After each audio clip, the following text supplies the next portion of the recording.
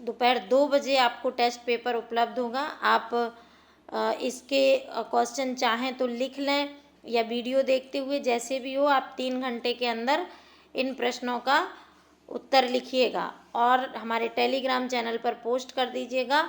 आपको comments box में description box में टेलीग्राम चैनल का लिंक दे दिया जाएगा और जो लोग पहले से जुड़े हैं वो भी लिखें। लिखने का कोई विकल्प नहीं है, मैंने कल भी बताया था वीडियो में।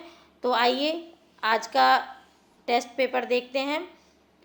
हिंदी भाषा और साहित्य, इसका अंक होता है, पूर्णांक जो है वो 300 अंक का है, समय 3 घंटे। उपांत के अंक पूर्णांक के द्योतक हैं। प्रश्न पत्र 2 खंडों में विभाजित है। प्रत्येक खंड से 3 प्रश्नों को चुनते हुए कुल 6 प्रश्नों के उत्तर देना है। परीक्षार्थी यथासंभव अपने शब्दों में ही उत्तर दें। इस बात पे ध्यान रखें, अपने शब्दों में ही उत्तर देना है। आप परेशान ना हो कि आपको बहुत साहित्यिक लिखना है। आइए खंड का के प्रश्न देखते हैं। साहित्य का अर्थ बताते हुए हिंदी साहित्य के इतिहास के काल विभाजन और नामकरण के संबंध में विभिन्न विद्वानों के मतों की समीक्षा कीजिए। जिस तरह से पूछा है उसी तरह से लिखना है। आदिकाल की विशेषताएं बताते हुए आदिकालीन साहित्य का सामाजिक और सांस्कृतिक योगदान बताइए। आदिकाल के नामकरण पर टिप्पणी करते हुए बताइए कि इसे आदिकाल कहा जाए या वीरगाथा काल, यानी कि आदिकाल के नामकरण पर आपको प्रश्न लिखना है।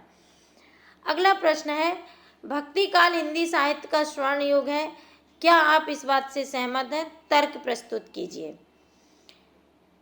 5वां प्रश्न है, भक्ति काल सांस्कृतिक मेलजोल की उपज है, इस कथन का आशय स्पष्ट कीजिए। इन 6 में से आपको 3 प्रश्न लिखने हैं। 6वां प्रश्न है, राम भक्ति काव्यधारा की प्रवृत्तियों पर प्रकाश डालिए। खंड खा के क्वेश्चन नंबर 7, कबीर मूलतः भक्त थे, स्वभाव से संत तथा प्रकृति से उपदेशक और ठोक पीट कर कवि हो गए, इस कथन की व्याख्या कीजिए। 8वां प्रश्न है, भ्रमर गीत जैसा उपालंब काव्य कहीं अन्यत्र देखने को नहीं मिलता, स्पष्ट कीजिए। प्रश्न नंबर 9 देखिए, भ्रमर गीत का उद्देश्य सगुण भक्ति की महत्ता का प्रतिपादन तथा निर्गुण भक्ति का खंडन ही रहा है, इस कथन की समीक्षा कीजिए। प्रश्न नंबर 10, तुलसी समन्वय का अपार सामर्थ्य लेकर पैदा हुए थे, स्पष्ट कीजिए। प्रश्न नंबर 11, अयोध्या कांड का महत्व रामचरितमानस के आधार पर बताइए। क्वेश्चन नंबर 12, प्रस्तुत अवतरणों की सप्रसंग व्याख्या करते हुए रचनाकार के भाषा प्रयोग कौशल पर प्रकाश डालिए। जो भाषा प्रयोग कौशल है, इसे मैं आपको थोड़ा सा हिंट दे देती हूँ। इसमें आपको जो आपसे जिसकी आप व्याख्या लिख रहे हैं उसका काव्य वैशिष्ट लिखना होता है, यानी कि काव्यगत सौंदर्य लिखना होता है। क्या है, जोग ठगोरी ब्रज न बिकै हैं, मूर के पातन के बदले को मुक्ता हलदय है। यह व्यापार तुम्हारो उधव ऐसे ही धर्यो रहे, जिन पे तैं ले आए उधव तिन्हीं के पेट समय है।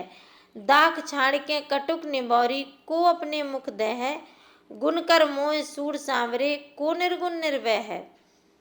अगला है, धर्म धुरीन धर्म गत जानी, कहेउ मात सन अति मृदुबानी। पिता दीन मोह कानन राजू, जह सम भांति मोर बड़ काजू। आयस देहि मुदित मन माता, जेहि मुद मंगल कानन जाता। जन स्नेह बस डरपसि भौरे, आनंद अब अनुग्रह तोरे। ये क्वेश्चन पेपर है आपका, 2 बजे से आपको अपलोड कर लेना, पढ़ लेना या कॉपी पे क्वेश्चन नोट कर लेना। आपको लगभग 3 घंटे में पूरा पेपर करना है, ये आपकी ईमानदारी पर निर्भर करता है। और लोगों को शेयर कर दीजिए ताकि अधिक से अधिक लोग इसका आंसर लिखें।